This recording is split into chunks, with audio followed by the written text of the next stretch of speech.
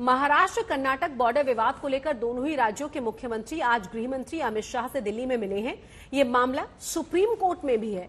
गृह मंत्री अमित शाह ने दोनों को सलाह दी है कि जब तक सुप्रीम कोर्ट बॉर्डर विवाद पर अपना फैसला सुना नहीं देता, तब तक दोनों ही राज्य एक दूसरे की सीमा में आने वाले इलाकों पर अपना दावा न ठोकें। अमित शाह ने पिछले दिनों भड़के विवाद के लिए कुछ फर्जी ट्विटर अकाउंट्स को भी जिम्मेदार ठहराया है।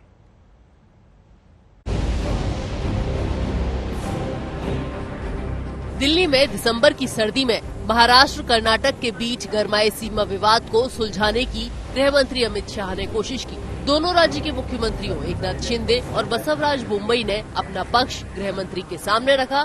शाह ने भी अपना फैसला सुना दिया, जिसके लिए दोनों बीजेपी शासित राज्य तैयार हो गए। सबसे पहले जब तक सुप्रीम कोर्ट का इस बारे में निर्णय नहीं आता, कोई भी राज्य इसके बारे में एक दूसरे राज्य पर क्लेम या तो डिमांड जनरेट नहीं करेगा। दूसरा, दोनों राज्यों के मिलाकर दोनों ओर से 6 मंत्री बैठेंगे और इस पर डिटेल नीचे तक पर्कोलेशन किस प्रकार से हो। पिछले दिनों कर्नाटक और महाराष्ट्र दोनों राज्यों के बीच बसों और ट्रकों की आवाजाही रुक गई थी, क्योंकि कर्नाटक में महाराष्ट्र के ट्रकों पर पत्थर फेंके गए, तो जवाब में महाराष्ट्र में कर्नाटक की बसों पर कालिख पोत दी गई। वैसे तो सीमा विवाद दशकों पुराना है, पर कुछ दिन पहले ये चर्चा चल निकली कि कर्नाटक के सीएम ने महाराष्ट्र सीमा से लगे इलाकों पर अपना दावा ठोक दिया है। कर्नाटक में विपक्ष ने आरोप लगाए कि बोम्बई चुनावी फायदे के लिए सीमा विवाद को भड़का रहे हैं। बोम्बई से मीटिंग में इस बारे में सवाल किया गया। एक ट्विटर का जब भी हम लोगों ने पूछा कि आपके जो बयान, आपके स्टेटमेंट जो आ रहे हैं उससे वैसे नहीं आनी चाहिए, बोले हमारी बिल्कुल, मेरा स्टेटमेंट भी नहीं, मेरा हैंडल भी नहीं है, और उसके ऊपर एफआईआर करने वाले केंद्रीय गृह मंत्री जी के सामने वो बात रखी है।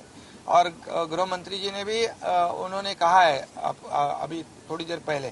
और इसीलिए जो लोग ऐसे मामलों में कुछ कानून व्यवस्था बिगाड़ने की कोशिश कर रहे हैं, उनके ऊपर एफआईआर किया जाएगा, कानूनी कार्रवाई की जाएगी। कि पूरे मामले में फेक ट्विटर ने भी बहुत बड़ा रोल निभाया है। कुछ फेक ट्विटर्स सर्वोच्च नेताओं के नाम से जनरेट किए गए और इसको फैला दिए गए हैं। और ये मामला बहुत गंभीर इसलिए है कि इस प्रकार के ट्विटर से दोनों ओर की जनता की भावनाएं उद्वेलित होती हैं और घटनाएं जन्म लेती हैं। तो तय हुआ है कि जहां जहां भी इस प्रकार के फेक ट्विटर के मामले सामने आए हैं, वहां पर एफआईआर रजिस्टर की जाएगी और जिन्होंने किया है उसको भी जनता के सामने एक्सपोज किया जाएगा। महाराष्ट्र कर्नाटक बॉर्डर पर स्थित बेलगावी आदि इलाकों में मराठी भाषियों की संख्या काफी है। बेलगावी पहले बॉम्बे प्रेसिडेंसी में आता था। 1956 में भाषाई आधार पर राज्यों का पुनर्गठन हुआ।